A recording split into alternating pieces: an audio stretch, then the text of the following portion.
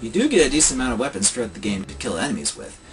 On one arm you get both melee and gun weapons, and there are even different ammo types for guns, which you can easily switch in the game in another type of menu for weapons. Yeah.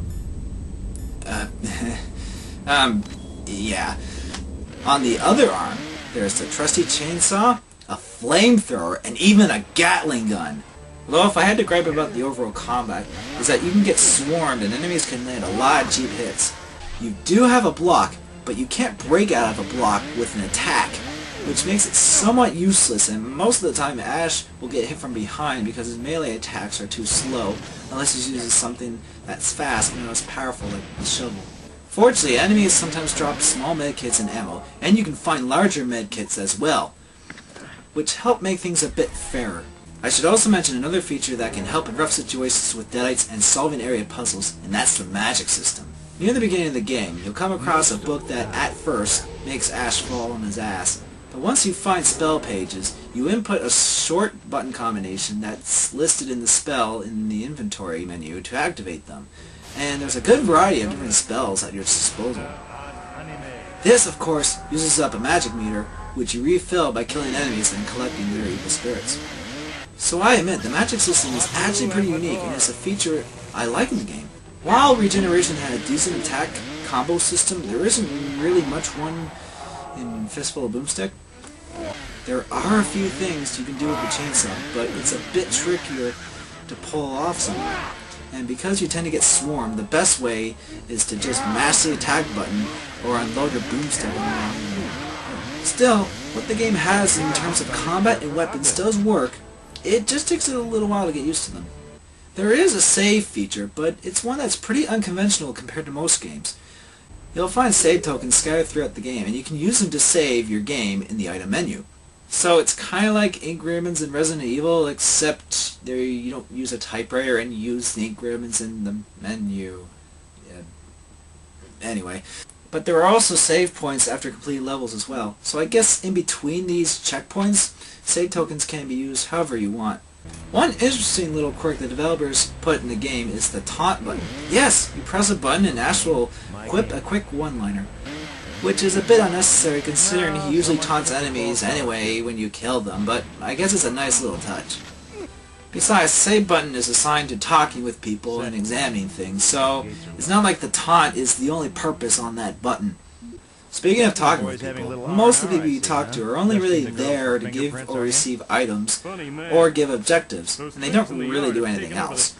Although there are times when you need to protect key characters, and if they die, it's game over. And of course, they usually just sit there being defenseless, which doesn't help much.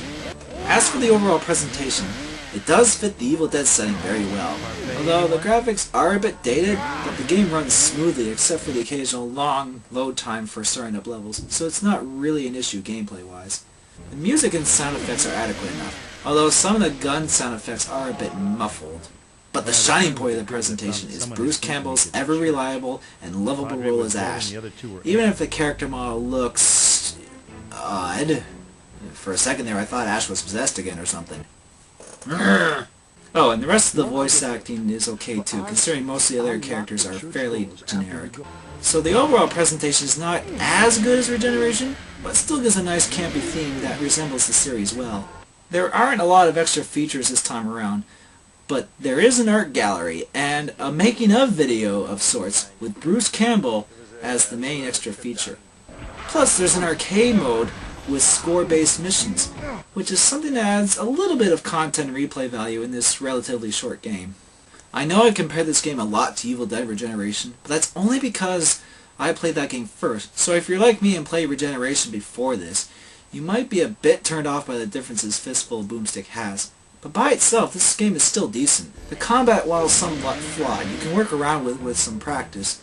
The fetch quests can get tiresome, but this kind of game design is fairly common in games like this, and if you're used to this sort of thing, it shouldn't be too much of a problem.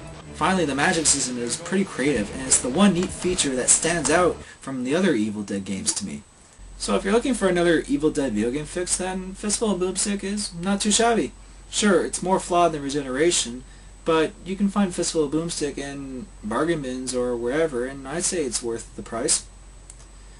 I'd say if you're a fan of Evil Dead and the series in general, then I recommend the game, sure. You could always do worse. This is the Blondeguygamer. Thank you for watching my review.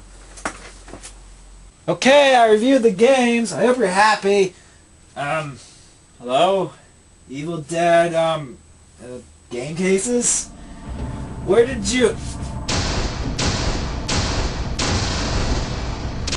Oh no. Review me.